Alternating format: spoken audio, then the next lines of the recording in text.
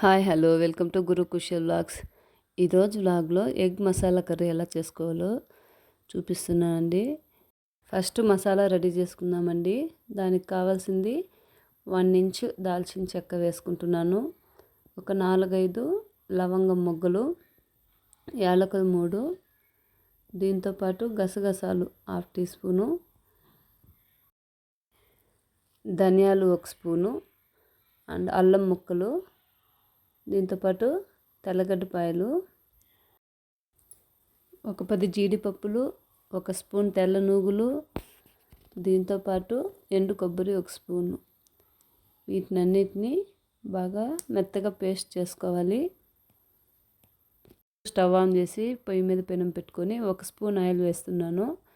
ఇందులో 1/2 tea spoon మిరప్పొడి, 1/4 tea spoon పసుపు and 1/2 tea spoon salt కూడా వేసి కలుపెట్టుకున్న తర్వాత ఆల్రెడీ ఉడికించి ఘాట్లు పెట్టుకున్న ఎగ్స్ ఉంటాయి కదా, వాటిని వేసి ఫ్రై చేసుకోవాలి. ఈ ఎగ్స్ అంతా కలిపి ఒక 5 మినిట్స్ మీడియం ఫ్లేమ్లో పెట్టుకొని ఈ విధంగా ఫ్రై చేసుకొని పక్కకు పెట్టుకోవాలి. ఇప్పుడు పెనం పొయ్యి మీద పెట్టుకొని ఒక 4-5 టేబుల్ స్పూన్ల ఆయిల్ వేసి ఇందులో బిర్యానీ ఆకు కొద్దిగా వేసి ఫ్రై చేసుకున్న తర్వాత పచ్చిమిరపకాయలు 3 వేస్తున్నాను నేను. ఇవి బాగా కారం ఉన్న కాయలు కాబట్టి 3 పచ్చిమిరపకాయలు వేసి, అలాగే సన్నగా కట్ చేసి పెట్టుకున్న 1 కప్పు ఉల్లిపాయ ముక్కలు వేసి వేయించుకోవాలి.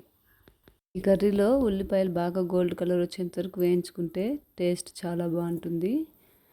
ఉల్లిపాయలు బాగా వేగిన తర్వాత 1 కప్పు టమాటా పేస్ట్ చేసుకొని అది కూడా వేసి బాగా ఫ్రై చేసుకోవాలి.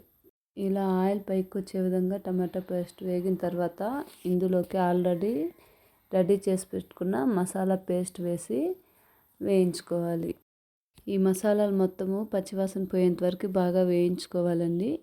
ఇది ఈ విధంగా బాగా కలుపుకున్న తర్వాత ఒక ప్లేట్ ఒకటి మూత పెట్టి 5 మినిట్స్ సిమ్లో పెట్టుకొని వేయించుకోవాలి. ఇప్పుడు ప్లేట్ తీసి చూస్తాము. ఈ విధంగా మసాలా వేగిందంటే ఆయిల్ మొత్తం పైకి వస్తుంది, అప్పుడు మసాలా వేగిపోయినట్టు.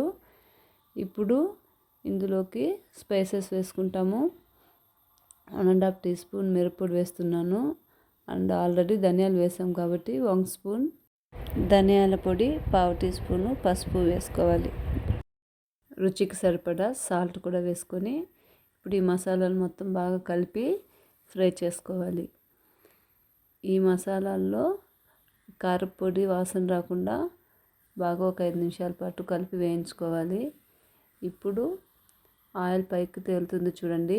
ఈ మసాలా మొత్తం బాగా వేగిపోయినట్టు.